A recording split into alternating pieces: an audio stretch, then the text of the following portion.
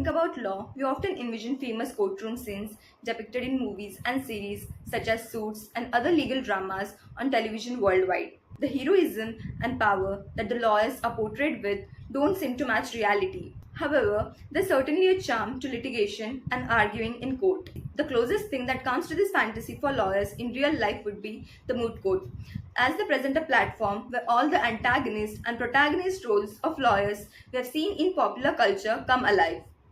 In moot courts, you get to play the character and argue the case you want to present in front of the judge. It's a surreal but exciting experience that every law student dreams of. Given the popularity of moot courts, it's not unusual for law students to participate in or, in the best case scenario, win some of the moot court competitions. The person we interviewed today is one such protagonist of moot court held at Oxford. In her first moot court experience, she went to Oxford as a researcher and made it to the semi-finals. This would be a dream run for any law student. The hard work and dedication that went into achieving such success is truly commendable. The interview is a part of the journey Avani shared with us. It was inspiring to hear her story of determination and perseverance which led her to excel on an international platform. The Price Media Moot Court program, established in 2008 and named in honor of Professor Monroe E. Price, aims to foster interest in international law governing freedom of expression. Since its inception, the program has grown in size and diversity, hosting its international rounds in Oxford. By 2012, it has welcomed over 150 students from 35 law schools worldwide, including participants from diverse countries like China, Jordan, Kenya, and Korea. The program focuses on supporting students from developing countries or those where freedom of expression is challenged. The regional round began in 2010 with the first national round in India, later expanding to include teams from neighbor countries, transforming it into a regional round. Additional regional rounds have been established in Middle East, Southeast Europe, and the Americas, with new rounds launching in Eastern Africa and Pacific Asia. More than just a competition, the Prize Media Moot Court program promotes the profile of freedom of expression through debates and discussion on significant issues of information flow and technology. Participants engage in extensive research and are supported by seminars and workshops on relevant topics, such as Wikileaks controversy and media regulation. This comprehensive approach ensures the program serves as both a moot court and valuable educational tool for all involved. Given the legacy of the institution and achievement of Avani and her team, it was an honor to interact with her. Her journey is testament to the power of hard work and passion, and it serves as. Just to get started, what got you interested in pursuing a career in law? Was it an early awareness about it or a passion for history or something completely different? Hello, Virashna. Actually, nothing extraordinary. Like everyone else, I joined IIT Foundation from 7th to 10th. I didn't have any clue about what I had to do in the future. But then in 10th, my parents felt that the same fields of medical and engineering weren't that attractive these days. People were exploring new options. And since I was already interested in reading and debating in school days, they prodded me to explore law. And then I started preparing for that, and I really got interested into the legal field and the opportunities it presents. Therefore, I chose law. That's great. Now that you are in third year, how would you sum up the last 2 years of your legal journey? Was it different from what you expected, exaggerating, or something you never expected or imagined? We had like to hear about. If I were to describe my 2 years in law school so far, I would call them exploratory. I explored a lot of new things. I had heard that during the first few semesters in law school, you get to try your hand at different things. But when I actually went in there, I realized that there are so many things one can try out. One can know what they like and what they don't. So there are a range of skills you can do in college, like from committees, journaling, new pink areas, and I was lucky to get an opportunity to try all of them. To tell more, we had CES and other extracurricular activities, and all in all, those were 2 really insightful years. And I think they've laid down a good base for me to decide what I would like to do in future. But I'm still in the phase of learning and exploring my interest. Yeah, that's amazing. Let's dive into your interest a bit. When it comes to fascinating world of law, what specific facets or areas really grab your attention? Like, is there any particular niche or topic within the legal realm that you're especially passionate about? I'm curious to know what sparks your curiosity and drives your interest in this. So far, as you know, I just completed my second year. We haven't really been introduced to all uh, fields and all subjects of law. We are yet to be introduced to the major corporate and business laws and other things. However, in my limited experience, I have found competition law very intriguing. I am a part of the competition law journal of my university, and I find it a very interesting blend of a couple of subjects, including economics, which remains one of my interests right from the beginning. So, competition law is one thing. Then, as you know, the proposition of our Moot court competition, which was AI and freedom of speech. So, technology and media laws, which are very contemporary and very relevant for today, and freedom of speech, which is you know, which is evergreen, which will never get old, no matter how many new advancements there are in different ways. All of us keep on expressing ourselves, and in these new times, the importance of protecting each expression, no matter in what form and what way it is something I am interested in as well. Talking about your time at one of the best legal education institutions in the country, which is National University, Jodhpur. What's like to be part of NLU Jodhpur? Can you share some insights into the environment there? Like, how does it feel in terms of the freedom you have, the breadth of knowledge you are exposed to? I'm sure, like, as many legal aspirants would be really interested in hearing about your experience and what makes NLU Jodhpur stands out of, like, stands for you. That's a very big question summed up into a few words, but to answer it briefly, I would like to say that NLU Jodhpur is nothing short of amazing. It's a very good platform in terms of the culture that the college has. Uh, the faculty is great. You in our initial years where we learned about constitutional laws and the basics, we were, uh, introduced to a culture of speaking up, putting our opinions, and not just rote learning or, taking what the professors give us, but also critically thinking and analyzing the laws, especially this year when we were introduced to jurisprudence.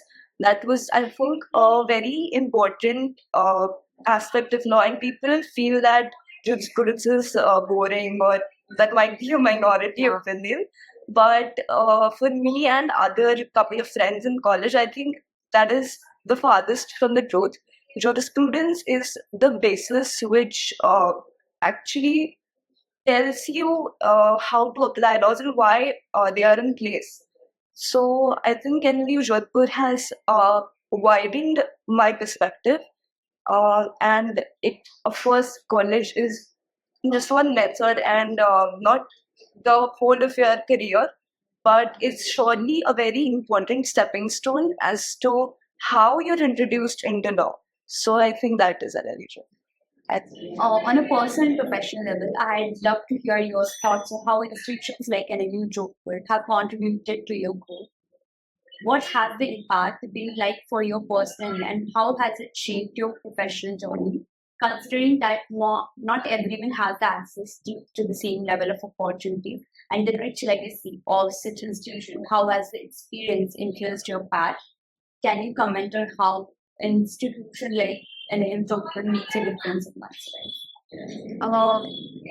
Thank you for that question, Aminaksha. I think one of the very important things that NLE Jodhpur brings for us is its rich alumni base. So the kind of people we get to talk to in our university, our alumni are placed in various places throughout, you know, branches of law, throughout subjects, and right from judiciary, litigation, corporate to academia, throughout countries, our base is spread. What that does to us is whenever one alumni comes to university and directly interacts with us, we firsthand get to know what they experienced, how they did what they did, and how to navigate law school in general. So I think that is one very important thing that institutions like NLU could tell to us. Of course, there are other institutions also which do things like NLU Delhi, the Project 39A. I attended one of the lectures under it and I found it so fascinating. And I realized that had I been a part of course, I'm very happy to be a part of NLU, but had I been in NLU Delhi, I would have understood the kind of research they undertake and could have been a part of research from such an early stage. For example, they conduct this research on death penalty. So they analyze laws from across jurisdictions, and the kind of insight students there get is something that's very important for everyone of us to have, especially when we are in college. Uh, Maybe when we work outside, we won't really have the time to think about policy decisions and changes and why one thing should be abolished, for example, death penalty, or if that's any other aspect of law. But what these institutions do is to open up a horizon of things for us to choose from and to understand the world. So that is one thing. But of course, there's nothing that other students cannot partake. For example, there are a number of lectures that our college holds, that other NLUs hold, wherein they bring luminaries in the legal field. For example, our college is a very good right to education related initiative where we try to, increase the debate around RTE and how to better implement that act. So, of course, that is something we all can take benefit of. The need is just to be vigilant and exploit every opportunity that comes our way. It's like every college has their own benefits or any specification. Um, all right, now let's go to the heart of why we are having this conversation. But before we dive into that, I want to know, was this just an academic obligation or are you harboring the hidden passion for the courtroom? Like, was it something you just had to do to fulfill your commitment, or are you genuinely passionate about litigation and see voting as an extension of that interest? Or is there any other reason behind your involvement in voting? I don't think anything's an academic obligation as long as it's not a part of our first curriculum. So, of course, mooting is not a part of our curriculum, and all of us can participate in it as and when we wish to. Of course, there's the obligation CV and everything, but I don't know if employers or anyone apart from academics views mooting in that light the way we do.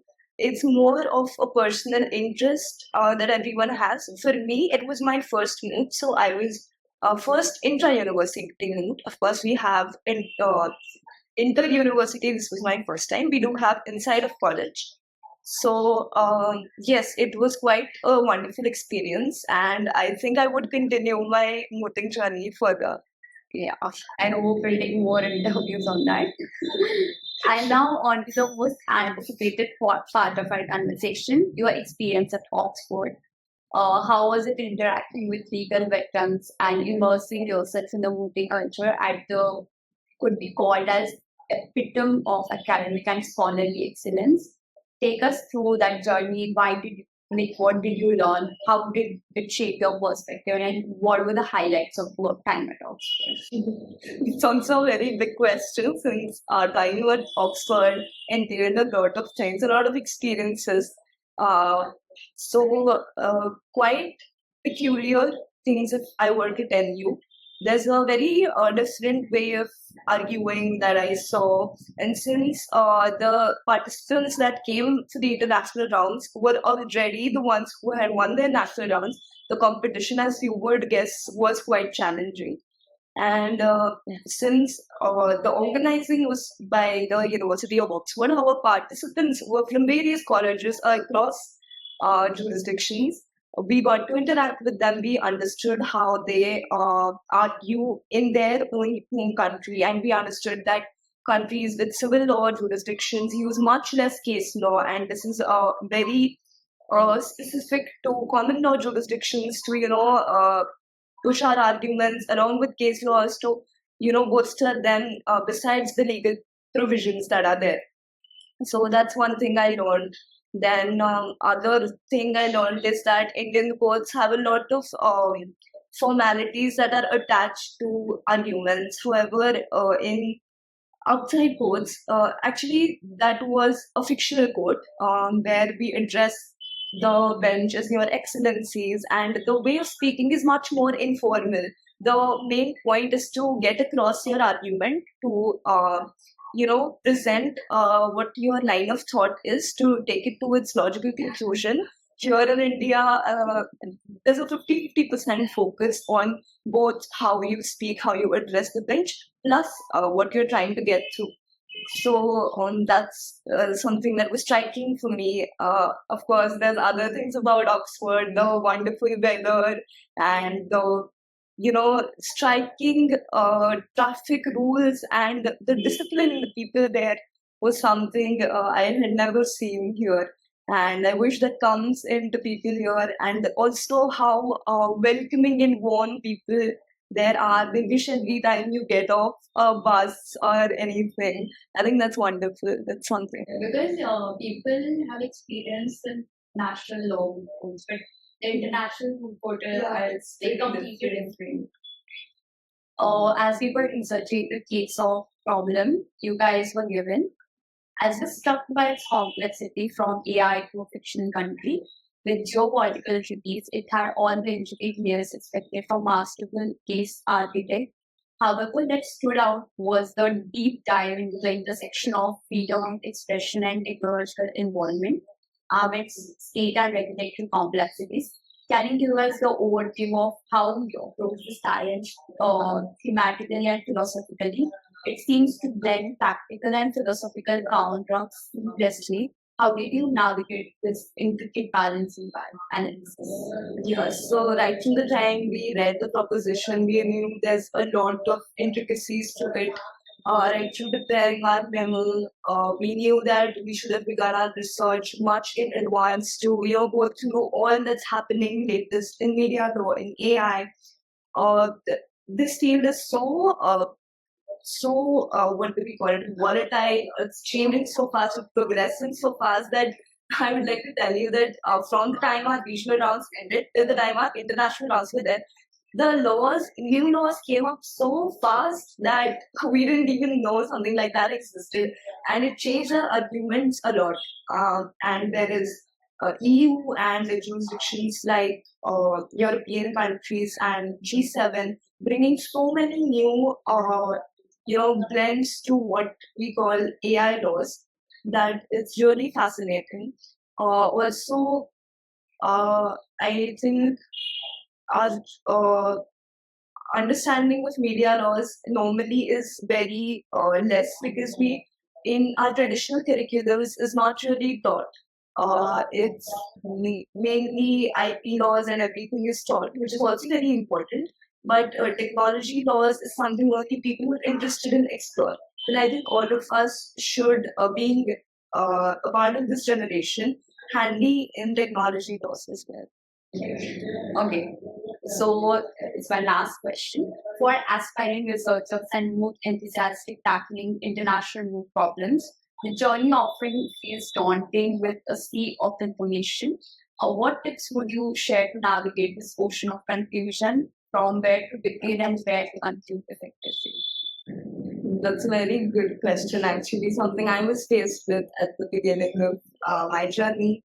And I was very fortunate to get coaches and seniors who helped me throughout the way. And one of our seniors from college who had done this Moot earlier, he guided us into what reading material we should refer to. So our pre-readings were done much prior to the actual proposition being released, and we had a fair understanding of free speech laws and how we are to approach any problem that might come. So I would suggest that you get a person who has done the Moot, and learning from other people's mistakes is very important. So that, and also, as I mentioned earlier, please begin in advance.